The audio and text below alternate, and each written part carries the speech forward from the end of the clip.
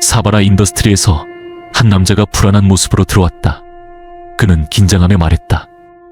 박사님, 솔직히 이건 너무 과격한 조치입니다.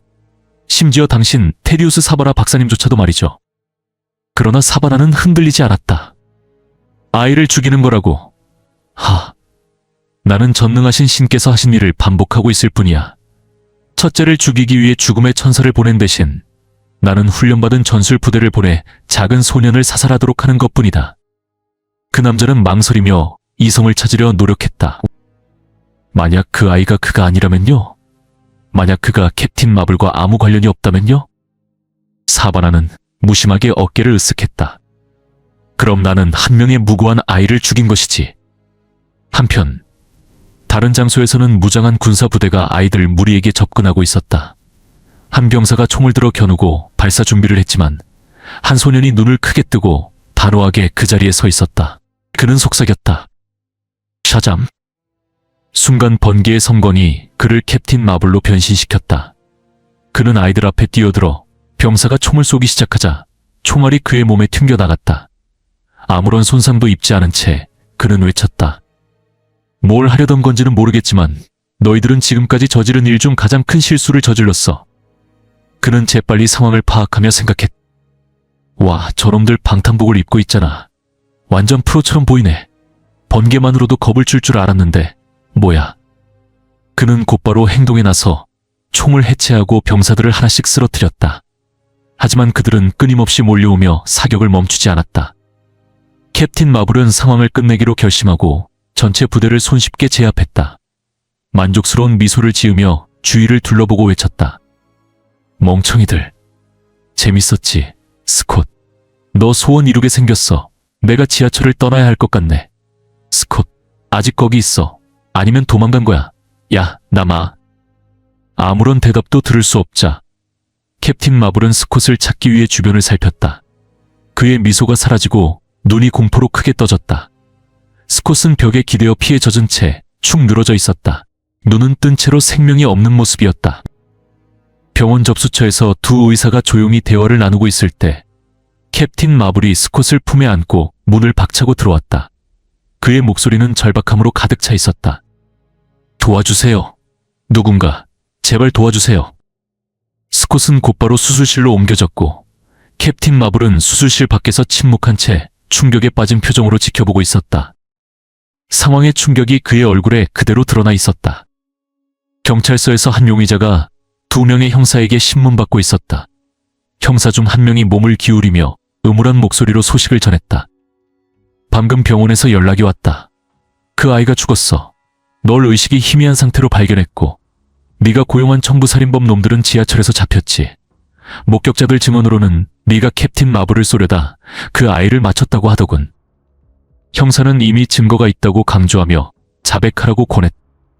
신문실 밖에서는 다른 형사가 고개를 저으며 덧붙였다. 저자는 절대 입을 열지 않을 거야. 이 남자는 기록도 지문도 없어. 최상급 청부살인범이지.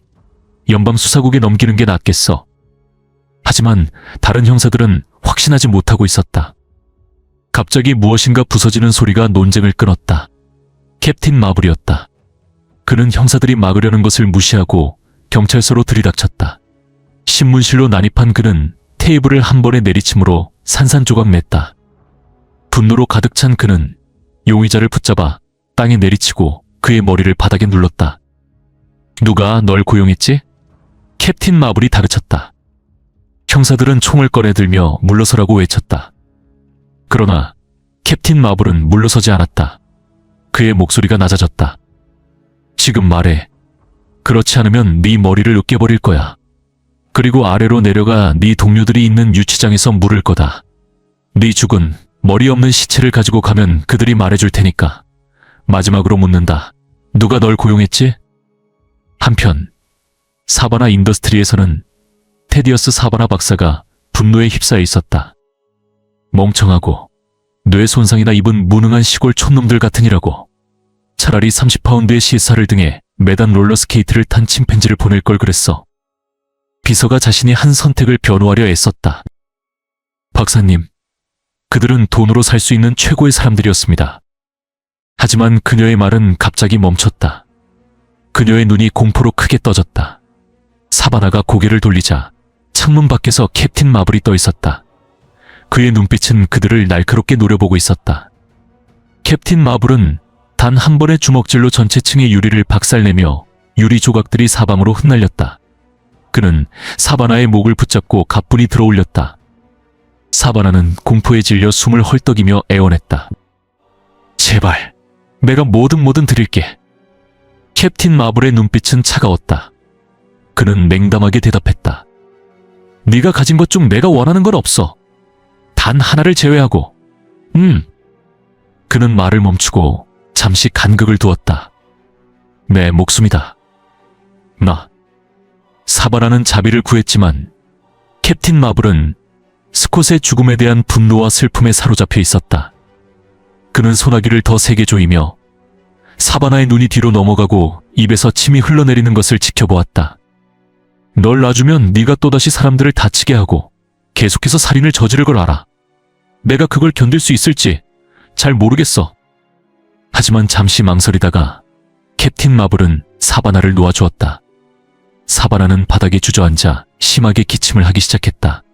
여전히 숨을 헐떡이며 그는 비서에게 몸을 돌렸다. 탄씨, 내가 지금 당장 이 도시를 떠날 수 있도록 교통수단을 준비해줘. 탄은 재빨리 고개를 끄덕였다. 네, 박사님. 비행기를 준비하겠습니다. 그러나 사바나는 고개를 저으며 숨을 몰아쉬었다. 아니야. 비행은 안 돼. 나는 지상으로 도망쳐야겠어. 데일리 플래닛 사무실에서 로이스는 신문 표지를 클라크에게 보여주었다.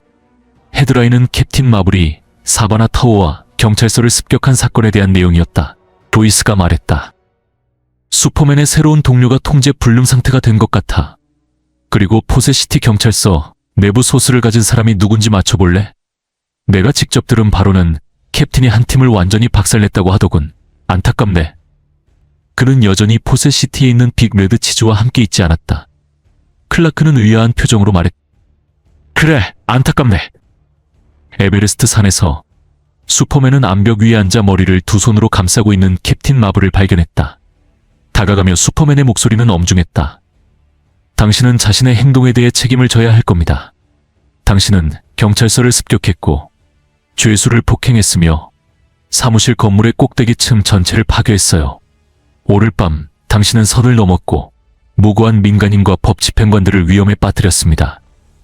하지만 캡틴 마블의 눈에 비친 참담함을 보자 그의 말은 흐려졌다.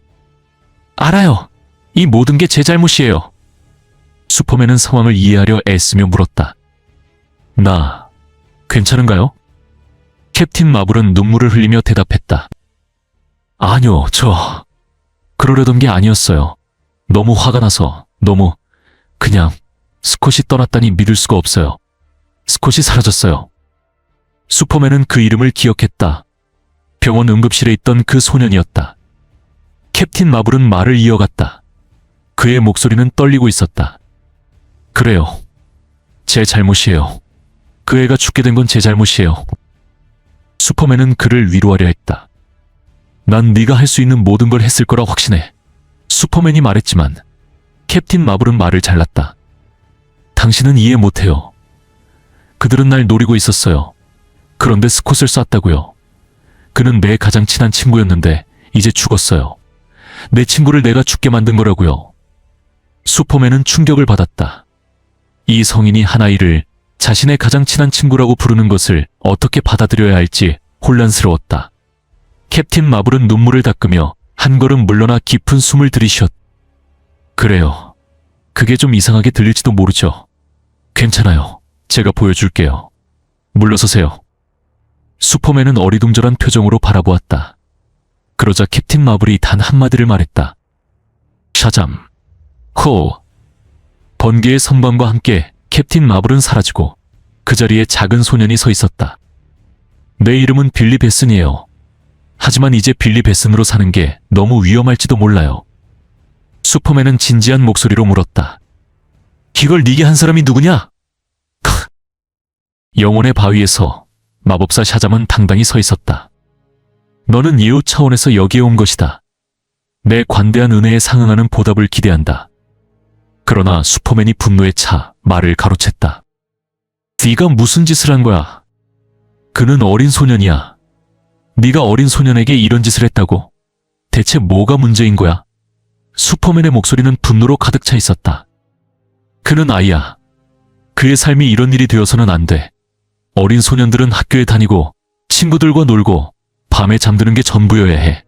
그들이 걱정해야 할 가장 큰 문제는 숙제나 운동장에서의 짝사랑이어야지 친구가 청부살인자에게 살해당할지 아닐지 같은 게 아니라고.